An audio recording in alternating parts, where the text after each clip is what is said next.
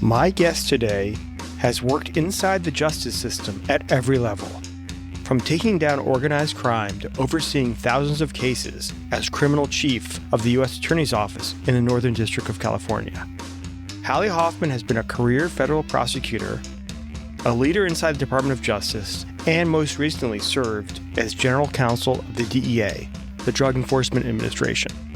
Along the way, she stepped out of government to build a biotech company from scratch, one she founded out of a lab, scaled in Silicon Valley, and ultimately sold to Roche.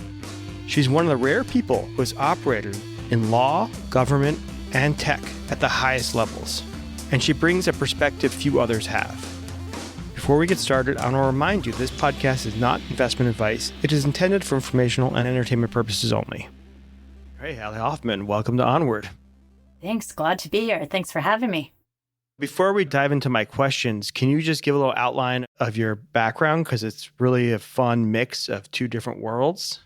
I have been a career prosecutor. I started after law school, clerked on the Ninth Circuit, came straight to the DOJ, where I was a federal prosecutor for about 7.5 years, and then left the DOJ to start a biotech company and moved out to the Bay Area, started the company. Once it got up and running and was in a good position, went back to doing my first love and went back to the U.S. Attorney's Office and was a federal prosecutor, ultimately became criminal chief of the U.S. Attorney's Office in the Northern District, then came out to the D.C. area to be the General Counsel at DEA, where I was General Counsel for over 3 years.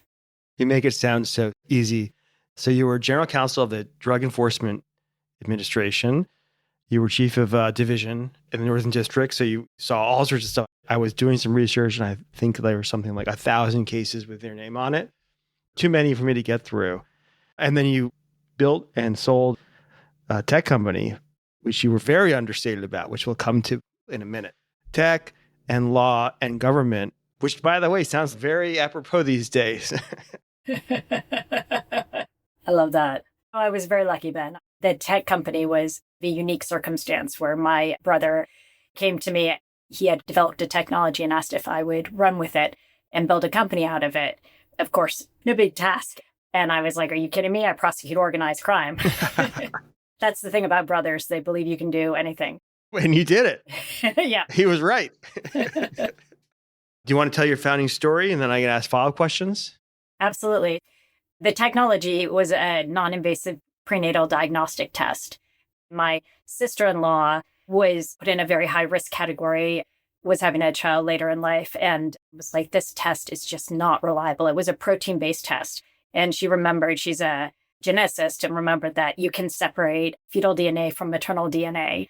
The problem was no one had quite figured out how to do it because they were trying to do a whole cell separation. And she was like, well, what if I focused on the fragments? So she spent her pregnancy figuring out how to do it, came up with this technology with my brother, and then they came to me in New York and asked me to start a company. I had done a lot of really incredible cases, have been fortunate enough to try cases in all different areas of the law. And I thought, I should try to do this. I really want to get this out there to the world. I was lucky enough to dive in, spent about 1.5 months in their lab, making sure I understood what was going on with the actual biology of it all. And then got the licenses away from universities and got some funding for the company and was able to get it to market, which was fantastic. And then we ultimately sold it to Roche. So you raised your Series A from Venrock. How did that happen? As it works out, it turns out a lot of people were like, oh, what does Hallie know about starting a company? Not a lot of people, but one of my dear friends. So she was like, I'm going to introduce her to this entrepreneur. It's actually how I met my husband. He knew someone, a venture capitalist in the biotech space. And when I met with her and discussed the technology, she actually connected me to someone at Venrock. She's like, they're looking for something exactly in this space. So it was fantastic. It just was right place, right time. And that's Ken Song? Ken Song was the ultimate person who I was introduced to. The intermediary, I'm blanking on her name right now, but very grateful for the handoff in between. You leapt from law to startup. And not only did you have a successful startup and satisfy your brother, but you met your husband. That's right. When I moved out from New York to San Francisco, It's funny. I said to my brother, well, if I'm going to do this, I'm going to start it in the Bay Area. I'd love to tell you, Ben, that was because I was smart enough to know that there was venture money in the Bay Area that I might eventually need. That wasn't it at all. It was my best friend from law school was living in San Francisco. And I thought, if I'm going to live on a couch and eat peanut butter and jelly and try and start this company, it was going to be with her and I was going to enjoy it. So it was really a win-win for me. I always think of lawyers as being very risk averse. How did this make sense to you psychologically? I'm a very mission-driven person, and I would say that is what counteracts in some ways that risk adverse. Women past a certain age, if you prioritize your career before having kids, you're immediately put in certain risk categories. Being put in a certain risk category does require you to have additional testing. The fact that there was a protein-based test instead of a blood test for these chromosomal abnormalities made it less reliable and actually more risky for the pregnancy. So it seemed like something that I really believed in, that I wanted to get out there. And I thought, if I don't try it now, this isn't going to happen. This is what we have to do to get things out there. I feel like the punchline is you sold it for $625 million in like 36 months or something. It was a very short amount of time. I was very fortunate because then I got to go back to being a prosecutor. And that's something that I really do feel strongly about. A lot of times you see that government careers are really hard. I made many degrees more in that 36 months than I made in my 22 years as a public servant in the Department of Justice. I like the way you frame that because it is public service. It doesn't really get the credit that is public service at this point. It feels like going to work for the government has a low brand status at the moment. Why do you think that is? And how do you think you change people's mind about that? I do think the disconnect between public trust and some of these law enforcement careers is one of the biggest concerns that law enforcement faces. There have been some things in law enforcement that have broken that trust. But generally speaking, it is so necessary to have and to encourage people to go into these careers. It is so necessary because there are limited resources, and in order to maximize the impact, you need to be able to communicate what you are doing. I think we're starting to turn a corner a little bit about that. It used to be the fact that people would shy away from working with the government because working with the government had a negative connotation. What I've seen in the past year, I mean, maybe it's just because I'm optimistic, is that more and more people are prioritizing public safety, are prioritizing that public-private partnership, and it's not just viewed as an evil thing to work with the government. And we need that. We need that in order to maximize what can be done in law enforcement. Maybe this podcast helps shed some light. Before we were on the podcast, you were saying that a lot of your peers who do public service don't usually talk to their press or any public forum. And even you had some reluctance. The instinct is it's a little self-promoting. There is a quicksand. You could step in something where you're talking about something in a particular case or for a particular client, and you don't want to do that. To extrapolate a little bit further, in the prosecution world, I think it can break down to two types of cases. You have the cases where you're going to have a high volume of cases. These are more like the hand-to-hand deals or the gun cases or something like that. And then you have the very high impact cases, the huge fraud cases, or something that are going to take years and years to prosecute. Broadly speaking, that's a huge generalization. But even the most discrete high volume cases take a lot of time because the system is so individualized. It needs to be based on the way justice works. You have individualized facts, you have the individual defendant, you have individualized victims, and it is necessary to rely on all of that individualization. That slows down the system. There really does need to be the ability to announce what's happening, to make public what you're doing in order to have a deterrent effect. I'm not saying every criminal sits there and thinks, what are the consequences? But there needs to be a publication of, we're looking at this sort of crime. The crime that's easiest to think about that is something like bankruptcy fraud. The entire system is based on trust, that you're going to perform these honest filings. There's no way that we have the amount of resources to look at every bankruptcy filing. So that means when you actually catch a bankruptcy fraud, you need to be very public about the prosecution of it, because that will deter others. There's a consequence if you lie on these forms. We'd all love to say that no one's going to lie on the forms anyway, but sometimes there needs to be a check. Is this personal or corporate bankruptcy? I would say either. For instance, in the tax context, another great one. We don't look at that many tax filings. I'm not encouraging your listeners to commit tax fraud, but there are prosecutions of tax fraud, and maybe people want to do the right thing and pay their taxes and pay for the services of living in the country, or maybe they're concerned about actually being prosecuted for tax violations. If the latter has anything to do with it, they need to know that there actually are tax fraud cases going on. And when there's such a delay between charging and actual conviction, it becomes a sort of, so what? It's so much of a delay. So this crime happened 5 years ago and you're getting a conviction now. In the past, there had been a hesitancy to talk about case charges for the very reason that everyone appreciates. It's just an allegation. It's not proven. There's a hesitancy to discuss what the nature of the charges are. There has been a change in that realm for the last 5 years, maybe, where you see it more and more, and talking about it as they are just charges. But then there is this concept that people are looking at this. They're looking at the fact that whether or not a crime is being committed. And then you're going to get a deterrent effect, even though you're not prosecuting the high volume of crimes, theoretically. So there seems to be this big disconnect between what people think happens in criminal justice or the justice system broadly, and then what actually happens. What do people most misunderstand about the justice system today in America? Part of it is what I was already talking about. Truly great cases and operations and different programs really rely on the fundamental drive and grit of an individual agent, an individual attorney. And I'm not saying they do it on their own. They build the team and they amass it all together. It's like when you bet on a founder. You have these drivers of these cases. I'm not so sure if that's really understood. And the interesting thing about it is because it's part of a big system, the key is often when you're leading in those areas, you got to make room for those drivers to really push forward on those cases. That's how you're really going to get to the next level of making the big cases or making a big difference in the justice system. You're not just talking about you as someone who's led these cases, but also you as a manager who's led a system. You had a team of people, different founders essentially, or entrepreneurs who were pursuing different lines. So you sort of have both stories to tell. So I'm interested in examples.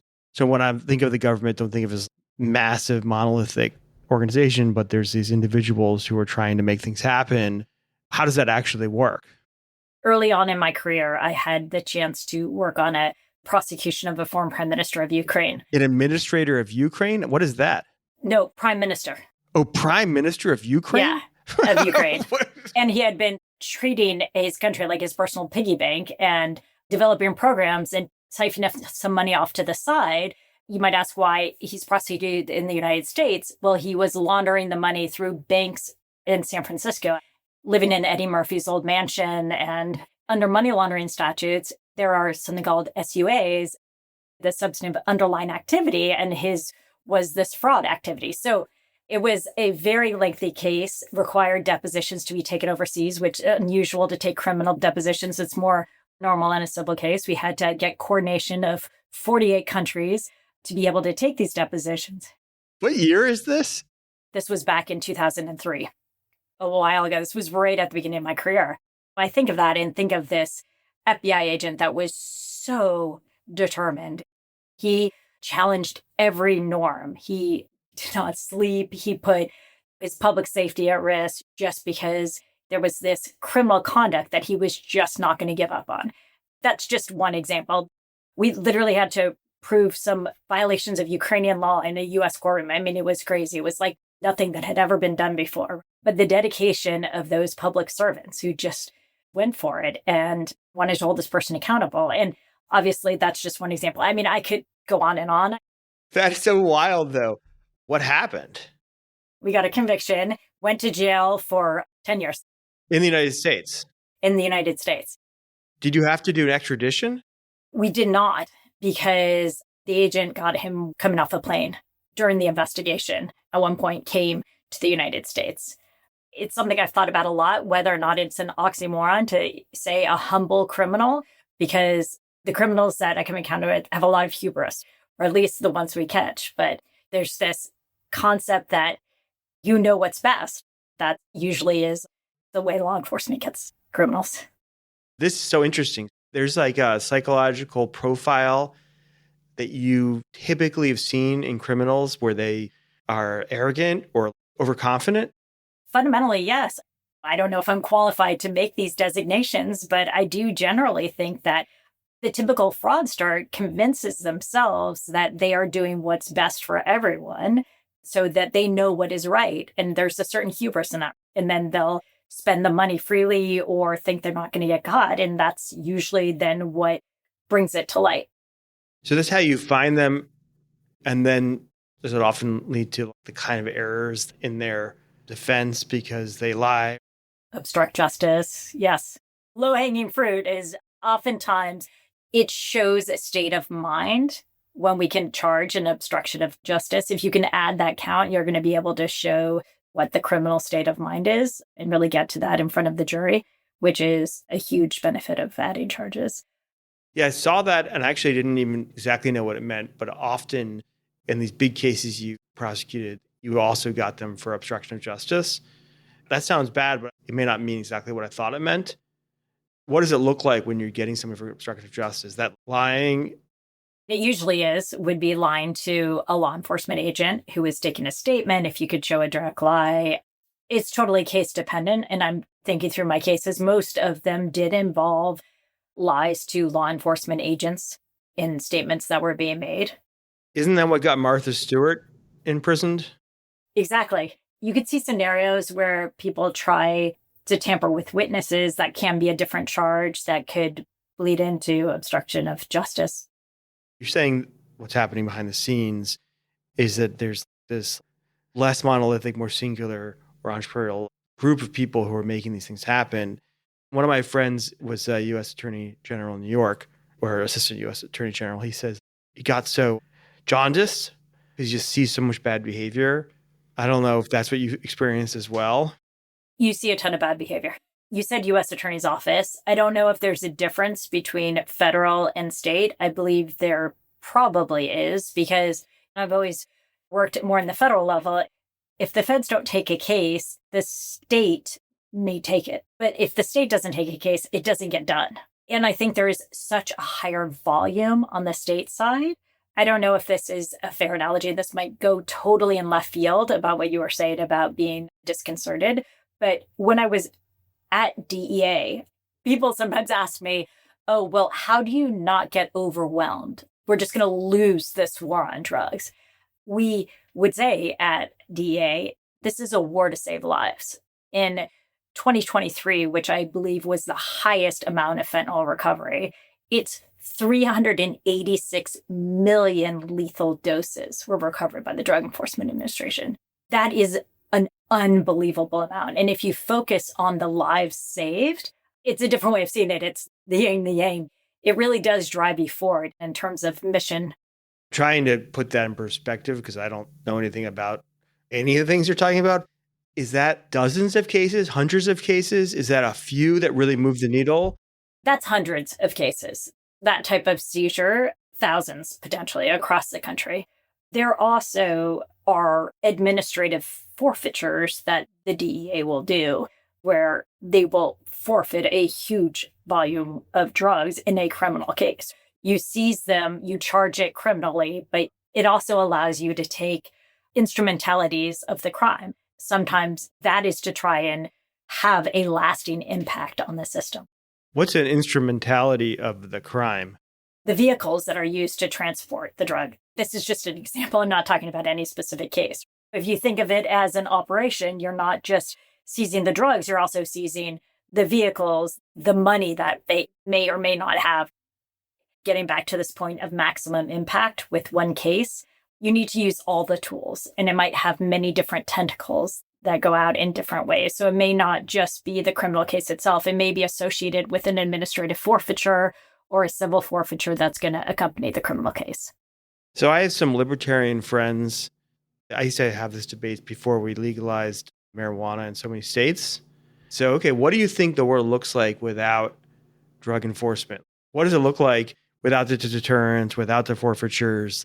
Because I feel like for you to appreciate what the consequences are, you have to see what it would look like. Imagine a counterfactual where there's a lot less police, a lot less criminal justice. I know this is a little speculative. It helps, I think, get at this question of what's actually the loss of trust costing you. You said 300 million lethal doses or something. Is that 1% of other drugs in America? Do you have any sense of how much is being stopped? The counterfactual is if you're not stopping it, that's going into our communities. That has a huge destructive impact. I'm trying to imagine, and I'm thinking back to a terrible story about fentanyl when I was criminal chief in the Northern District of California. By the way, the Northern District is like 15 counties. So it's Monterey up to the Oregon border. There is a wide variety of crime in those counties. A lot of violent crime. Obviously, you have also all the San Jose tech crime, but you also have a lot of organized crime. You have Salinas, which is terrible murder issues, etc. This particular case was a father who had overdosed on fentanyl when he was taking care of his child. And the child crawled on top of him to check on his father, breathed in. The dad was still actually breathing. And when the father woke up, the infant was dead next to him. At that moment, this was like nothing we had ever seen before. So it is hard for me when we're talking about legalization. I can't think of a world where that poison is so rampant. What I go to is, okay, well then it's a weapon and the people who have it would have power. You would have cartels keeping the power over U.S. citizens, which I think would be a terrible place to be. I feel like over the decade, whether it's legalizing or there's awesome defund the police arguments, I think there's sometimes this argument that the cure is worse than the disease. You've seen the inside of it. Can you help blow that argument up? I think we saw to a degree what happens when it goes unregulated. We saw that with the opioid crisis, and we saw how that tore apart communities and disproportionately impacted some of the poorer communities in certain parts of this country. And it was disastrous. There will be impact felt for generations from that. In terms of defund the police, this fundamentally gets back to the trust that we were talking about earlier. When I was in San Francisco during a time, now I think it's changing a little bit, but I can't tell you how many people would come up to me on the side and thank me for what we were doing.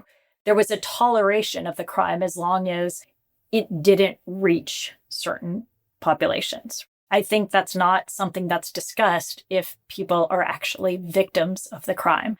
I think there needs to be a focus on the protection of citizens and victims, which is what public safety is supposed to be. I think that is only possible in a world where there are no bad actors. Maybe such a world exists. We do not live in that world right now, from what I've seen. And until we do, the worst thing to do is to take away funding, because you need funding to have appropriate education. I believe at DEA, the shooting incidents were 0.01% of operations. Incredibly low. There's a lot of reasons for that. DEA has planned enforcement actions. Unlike state police, it's not as reactive. Usually there are these planned operations. We also have a extremely thorough use of force program where lawyers from the General Counsel's team, the Chief Counsel's team, go out with agents and do training in the field on use of force, which I think is an incredible program. Things like that cost money to do. And if you take away and defund, you're not going to be able to have programs like that. You can't help but notice what's happening with this and so many other things is that social media, what gets viral are these anecdotal narratives that aren't necessarily representative of what's actually happening around anything. But those are what become the public narrative or what become truth. One of the downsides of social media has been this change in how the public views anything because of the way that media is decentralized. There's pros and cons to decentralization. It's a hard thing to combat in any sector, I can imagine.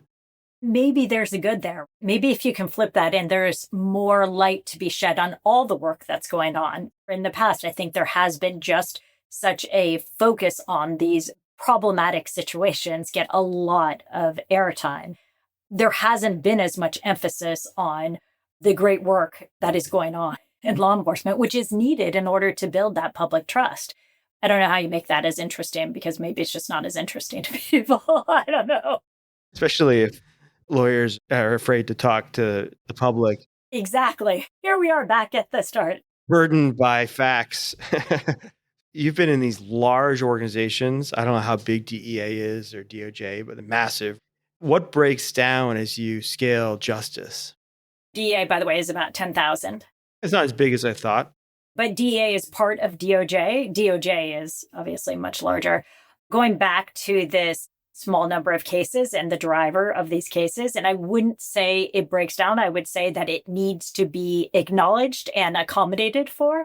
And I think the way to do that is this public awareness that we've been talking about.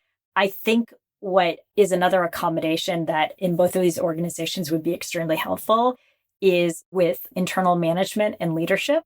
It's very hard to incentivize and hold people accountable in these systems. I think these systems generally think that if you have expertise, you're automatically going to be a good manager or a good leader. And obviously, we know that's the whole skill set that needs to be taught, but there's not a focus on developing managers. And think about trying to motivate a team where you can't incentivize by money. The way you can incentivize is by mission.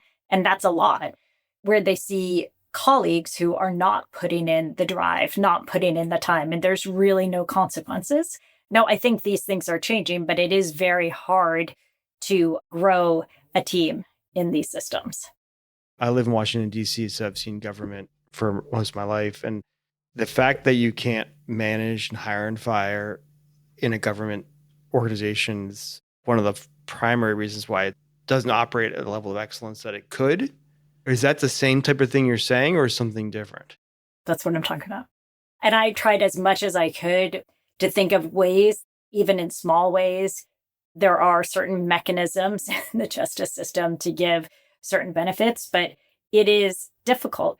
When I think of different supervisors, people raising their hand to be supervisors, it is so mission driven. It's incredible what these people do, because they'll put their neck out there to take on these roles where they don't have the tools to actually incentivize or fire or do something with their team. And yet they're also held accountable by the members of the team.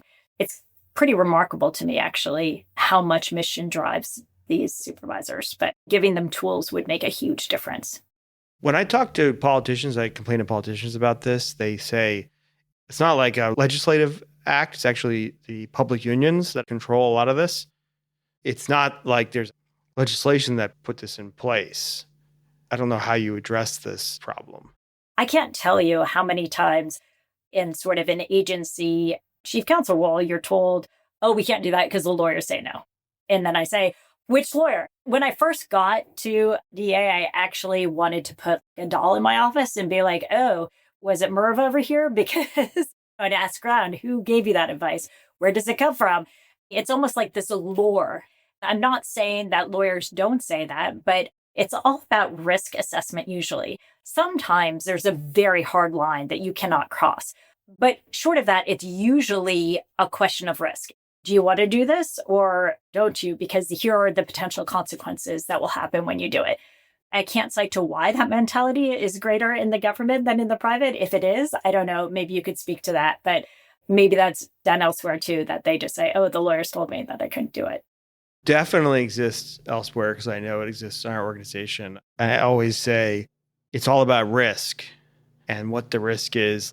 Not so much criminal risk, but usually it's business risk.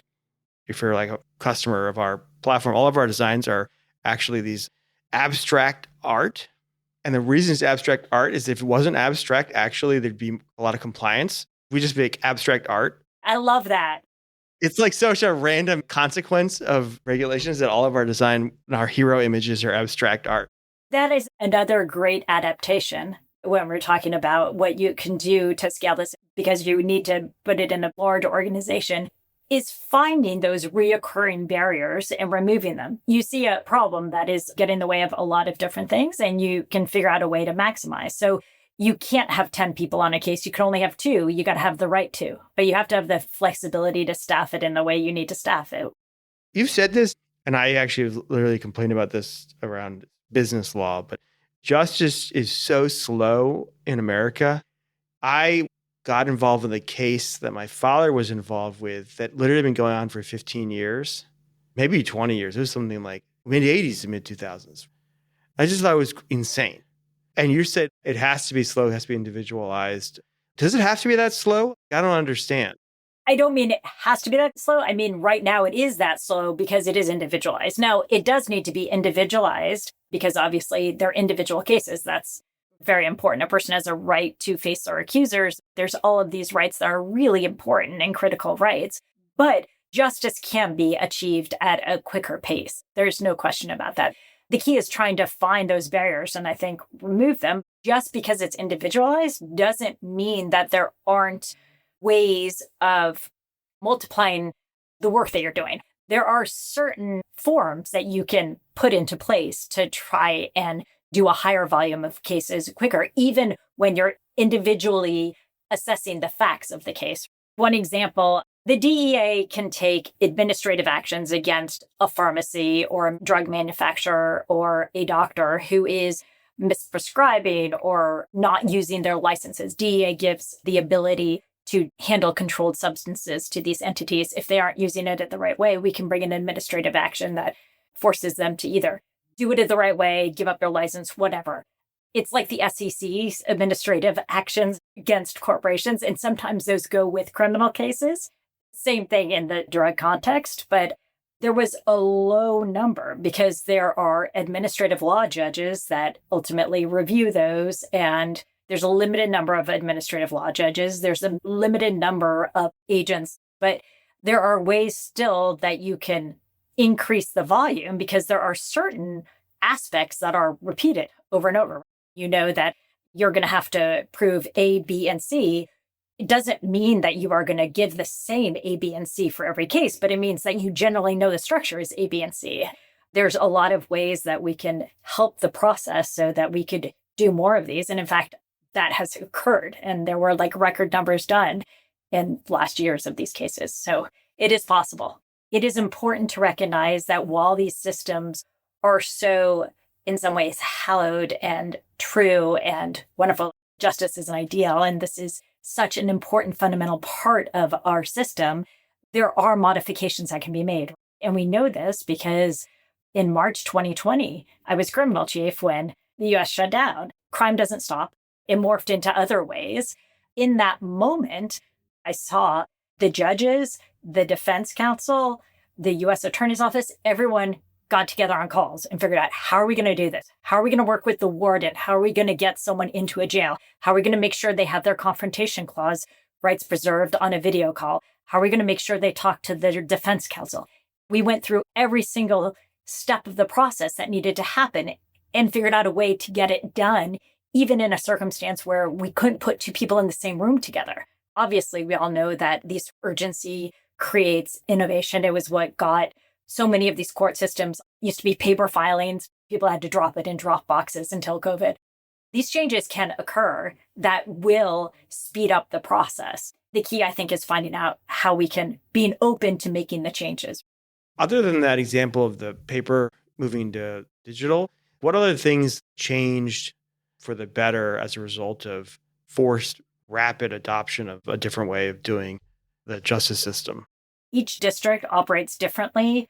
The district I was in did most of the charging through the grand jury. If you can't bring in a grand jury, obviously it becomes difficult to do the charging. There is a way to charge criminal cases through complaints, which a lot of other districts do, where literally it's an affidavit of an agent that goes in that can then be examined by the court. Ultimately, a grand jury does need to weigh in on it, but it does move the process on a little bit faster. And it has the secondary aspect of informing the court and a little bit more information about the case rather than just the indictment that comes out of the grand jury. So there are tools like that that get a little bit forgotten and then they get uncovered when the need arises. Video court appearances, limited still. in the criminal context because defendants have the right to face their accusers. But during the time, there was some adoption of video, which allowed victims to participate from afar, and I think has changed the dynamic of the ability to communicate with victims in a really significant way. I can imagine if you're a victim, the last thing you want to do is be in the same room, and it must be so stressful. What about reforms? I know some of them are less feasible, but if you had more or even infinite power to reform the system, what would you do different? It's hard for me to put my finger on exactly how the legislative reform would look, but I would want to figure out a way where there could be more discretion and accountability. Because I think when it is only held at certain levels in the system, it really clogs up the system. I think there are so many things that we could do internally. It takes great leaders, but the U.S. attorney at the time was very open when I was criminal chief that the AUSAs themselves signed the indictment. And I created a structure where my name's on the top of it, but they're signing it. They only came up the 3 levels to me when it was something that was being done differently, if they were proposing something outside the ordinary. If I'm looking at 20 instead of 300, it's a very different story. It's that pyramid. And so how do you get rid of it? I think another internal way of doing it is we all know that these big cases, there are endless motions being filed, almost to the point of shutting down the case because there are limited numbers of attorneys on the case. When there is the assistance of an appellate attorney, which is usually within the criminal division of U.S. Attorney's Office, it can be incredibly helpful to sort of cut through some of the motions. That case I was talking about earlier, I remember when I was prosecuting that case, going to a wedding on like the East Coast. Someone was in Michigan and writing defense motions in the case. They were like outsourced, just at home writing motions. If you had infinite power, you're a dictator for a day, you're whatever, aren't there any bigger, more sweeping, simpler solutions? It just seems so depressing that like it requires only trench warfare. Dictator for a day, I would want to shorten the timelines. I guess if I'm dictator for a day, I don't have to be thinking about the limited number of judicial resources, but that's a limiting factor. When you charge a case, there's only so many time slots in a week where a judge can bring that defendant in and move the case forward. If I were dictator for a day, I would put on time periods. The case has to move at a certain point. Motions have to be filed within X number of days after the indictment comes through. And then they have to be heard Y days after. There would be an exception, obviously, for complex cases. There are these local rules sometimes that exist, but the rules have been eaten by the realities of how practice normally happens, and it just takes a long time to get to trial. For me, who's a person far from this, what I look at country and see if we had 10x more judges and 10x more resources, it's still not that big a percentage of the US GDP, I don't think, that we're spending on justice. If we 10x'd it, would the country be better off, or do you think it probably wouldn't change ultimately that much? You'd have to have it in combination with some of the stuff I was talking about. I don't think throwing resources at it without any confines will really solve the problem. I think it would have to be a combination of we're going to put more resources and we're going to make sure and we're going to say because we put these resources, everyone is going to get into court by a certain day. They have to have the trial date. And by the way, there is the right to a speedy trial. It just oftentimes gets waived. That does exist. It's just not something that you normally see happen. People waive their right to a speedy trial? Oftentimes. What does that mean? If they're filing motions, it will pause the speedy trial clock. They'll ask for a trial date that's beyond the speedy trial, and they'll say the court will make a ruling that it's a complex case and it can't be done. By the way, I'm talking the federal system. I can't speak to the state system. The state system, my guess is that it moves much quicker than the federal system, although I don't know. Yeah, I only know business courts, and they're not fast. I do think the criminal justice system does tend to move much faster than the civil system. It's wild to me. If time matters for you, you've lost. If you're in a business situation and one party basically can move on. You can't move on, you're done. You made reference to some large corporate cases. I know one where there was a very large company. I don't know if I'm allowed to say which one. There was like explosion, and it sounded like there was just a huge case. And then the company subsequently went bankrupt, which felt like it was culturally consistent. And I don't know how much you can speak to it. It seemed like a very interesting example of trying to keep large companies accountable and how hard it is. Under the law, corporations are people to some extent, but yet they're not really accountable like people are. It is extremely rare for a corporation to face criminal charges.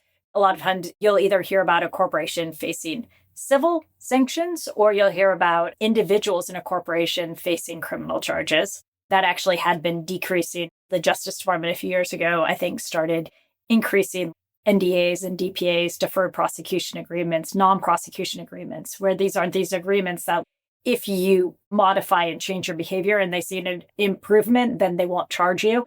The Justice Department was sort of leaning into these different aspects. I think what isn't understood potentially is the amount of consequences to a corporation that faces criminal charges because it is so rare. A lot of times people might say, oh, well, what happens? The corporation can't go to jail. But in a way, they do go to jail because if there is a criminal conviction against a corporation, they actually have a period of probation following their sentence with the court.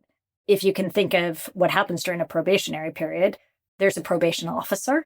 And if it's a federal case, that means that probation officer has access to law enforcement agents and they get a report that the corporation is doing something untoward. Doesn't even have to be in the same exact area, but they're supposed to behave in a certain way.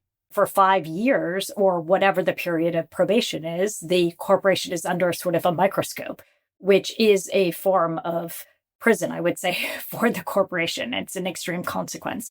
It can also be followed by a period of supervised release where the judge is making sure that the corporation essentially does no wrong. And if they do, then the judge makes a decision, brings in executives, is giving feedback to the corporation about how they are doing as a corporation, which I could imagine would be very hard to run a corporation in that rubric. There are other consequences.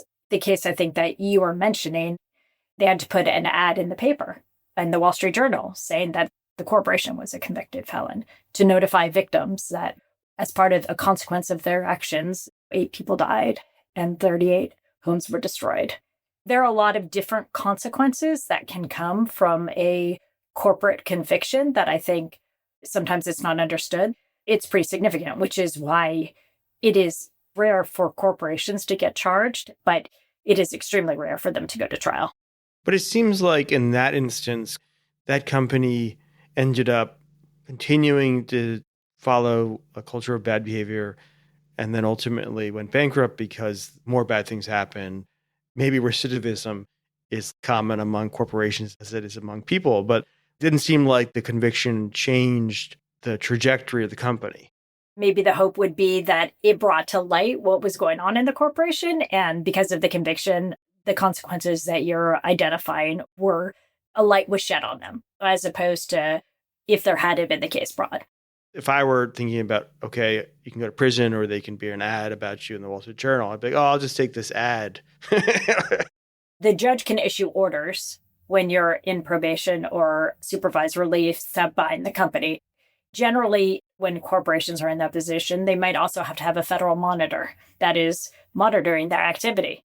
In order to be able to prove a corporate entity's, the crime has to be so persuasive through the corporation. That's when it's going to get to that point past individuals. It's going to be more likely in those circumstances that it's so ingrained in the corporation that maybe it can pivot and maybe it can come out of it. But that's why they have to go through a period of probation. If you look at the next 5 years, so it's 5 years from now, it's middle of 2030, AI has probably completely transformed a lot of sectors. What do you see as trends? No one saw fentanyl coming, I don't think, and it had this huge effect. What are like the things that worry you and make you hopeful for the rest of this decade? Crime used to be confined to certain localities. There was a street corner, there was a racetrack, there was a convenience store. There were all these different localities. Now it's within the confines of one's home. in a place that people feel very safe. They're sitting on their couch. There's access to designer drugs. There's access to potential grooming that we would think wouldn't happen. And I think that is going to be pivotal for us to figure out how, when locality is no longer the issue, and you really think about, okay, all the access to crime, identity fraud, financial fraud, violent crime even, is brought into your home. And we're a place where we have all thought of ourselves as very safe. What does that mean? Before I cause you to be too depressed, I think you have seen more and more efforts of private and public partnerships. I think the tech companies are coming in and talking more to the government. You've seen increased focus on public safety. I think people are recognizing this issue, but I think that's an area that everyone understands we have to lean into. I'm an AI optimist, which is actually unusual. Most people are AI pessimists outside of Silicon Valley. So I think AI is going to help with that, but obviously it could make it worse. My last question is about human insights and human behavior. You've seen people probably at their worst. Maybe you've seen people at their best when you were in tech. Maybe also when we watch these agents really try to get after big problems. Do you have any hard-earned insights on human nature? It's that last thing you mentioned. I'm still an optimist. 22 years in DOJ, and I've seen a lot of bad actors. I would still say that the fact that we have so many investigators and lawyers and other public servants willing to put their lives on the line, it's remarkable. Even with everything else we've talked about, I've just seen over and over so many incredible cases. I had a case where this agent was undercover for 6 years. It was the longest undercover in the history. Now it's probably been surpassed, but it was a crazy case. What kind of undercover is that? There was illegal importation of counterfeit cigarettes coming in the country, and drugs and weapons. They were coming through ports, and the undercover was, they had it inside with someone at customs and facilitated this activity. And it was an incredible case. This whole team dedicated so much of their lives to making sure. And it was this international case. It was just remarkable. I'm citing these big cases. I also think when I was criminal chief in California, there was a San Francisco police officer who worked with this ATF agent to put together this operation. They were smaller cases, but they ended up taking out like 148 defendants, which was this massive amount of guns and drugs in the Bay Area. There's just these individual drivers that I think make me very optimistic, even though I have seen some of the most deplorable behavior. I bet. I've had this debate with somebody, which is that in any city, I know in Washington, D.C., a very small number of people are responsible for the vast majority of crime. D.C. is about 600,000 people. It's probably a few hundred. And yet, it's not how we police the system. So there's a lot of opportunity. Why is that? I know there's civil rights issues and things like that, but it just seems strange if you can just figure out how to prosecute the few hundred people who are responsible for the vast majority of crime, you could have a very effective, cost-effective, and socially effective impact. Mostly doesn't seem to be what happens. And I'm not sure why. There can be a lot done with strategic investigations. I think that's what you're talking about.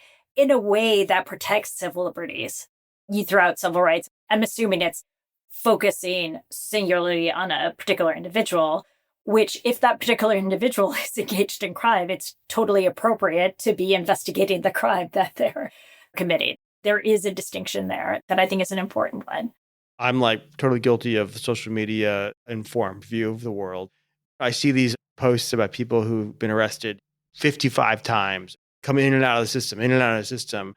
And then they do this horrible thing eventually. And I wonder, well, what's going on here? Why is this happening? Is this concentrated source of the problem, which is mostly my experience, is Pareto principle. It's always 80-20. It's always this small group of people. These are the founders you talk about in your organization. They can have good effects or bad effects, but it's always these tail effects. Yet it's just sort of not the narrative.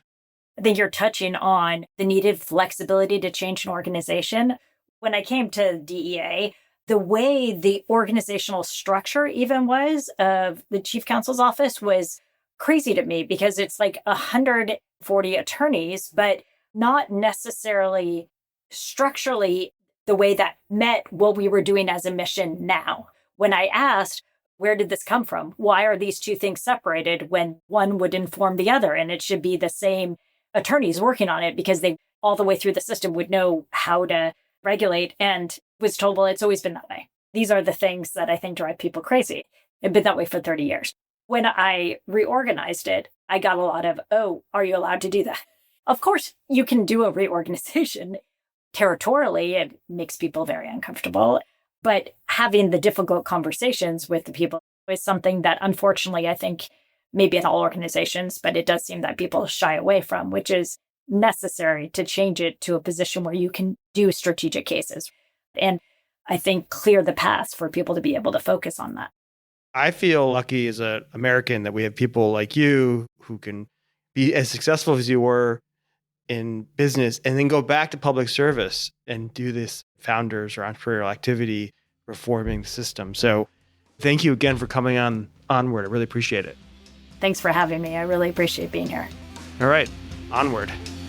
You've been listening to Onward, featuring Hallie Hoffman, former General Counsel of the DEA and former Chief of the Criminal Division at the U.S. Attorney's Office. My name is Ben Miller, CEO of Fundrise. We invite you again to please send your comments and questions to onward@fundrise.com. If you like what you've heard, rate and review us on Apple Podcasts, and be sure to follow us wherever you listen to podcasts. For more information on Fundrise sponsored investment products, including relevant legal disclaimers, check out our show notes. Thanks so much for joining me.